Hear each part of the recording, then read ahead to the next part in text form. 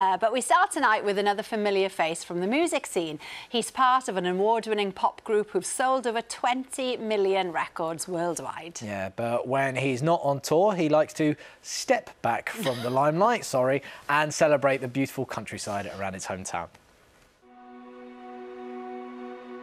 I'm Ian H. Watkins, more usually known as Just H.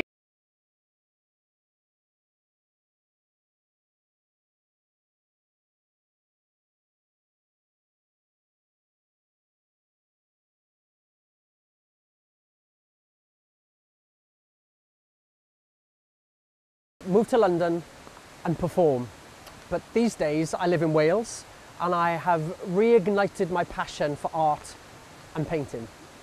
I grew up in a small village in the Rhondda Valley with my mum, dad and my two younger brothers, and we're all really close. I soon earned my nickname H, which stands for hyperactive. I used to come on walks like this with my family, and it's these kind of landscapes that inspire my art. Painting was an obsession of mine from a very young age. My gran gave me a watercolour set, and I used to spend the school holidays sitting in the kitchen, painting, just dreaming away. I loved Monet, and I used to copy his paintings. This is 9 or 10-year-old Ian's little effort. I'm chuffed with that. I mean, come on.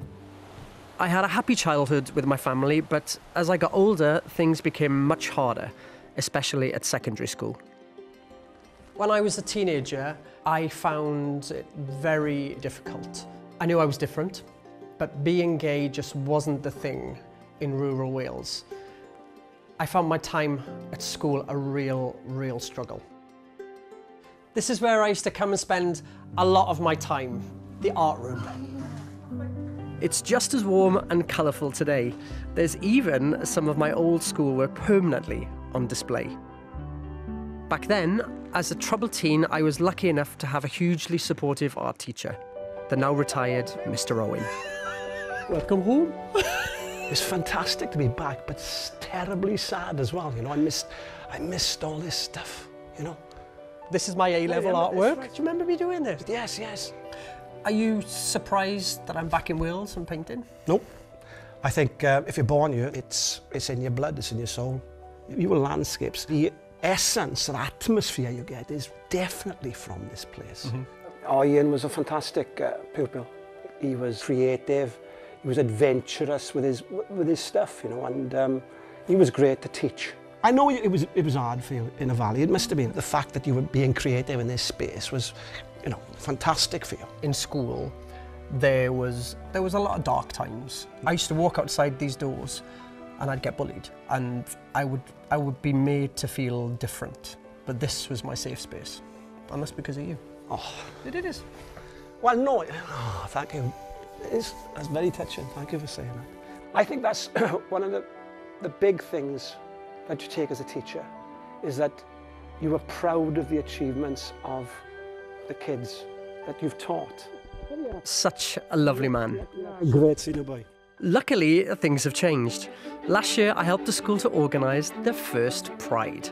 The whole school was filled with colour, people being proud of who they are. And for me, it felt like all of those tough times I could forget and move on. Just as the art studio at school was my refuge, this is where I find my peace today. I now have 8-year-old twin boys who keep me busy, but in here, I can lose myself. Many years ago, steps was my life, but now it's my job. I can dip in and out of it. I always knew deep down that I would end up back here because I had the most amazing relationship with my grandparents. And since having kids, I wanted them to have what I had, and they do. My latest exhibition has recently opened. It's called Adre. And Adre in Welsh means home, because I love where I live. It inspires me so much. It's me, my paintbrush, my easel, and Wales. Oh, I thought it was so lovely. It made me a bit homesick. I mean, those waterfalls are beautiful as well. It's unbelievable. I don't know where that is. I think it's near Neath. I'll take you. Yeah, I mean, definitely. Yeah, that's lovely. Thank you, H. And the latest exhibition is on at Adamo Gallery in Cardiff, and we'll see him very soon as well, because he's going to be meeting some of the 16,000 hopeful artists who have entered the world-famous summer exhibition this year, who will make it onto the hallowed walls of the Royal Academy of Art. All that kicks off next Friday on the show. Oh, that's exciting, that one.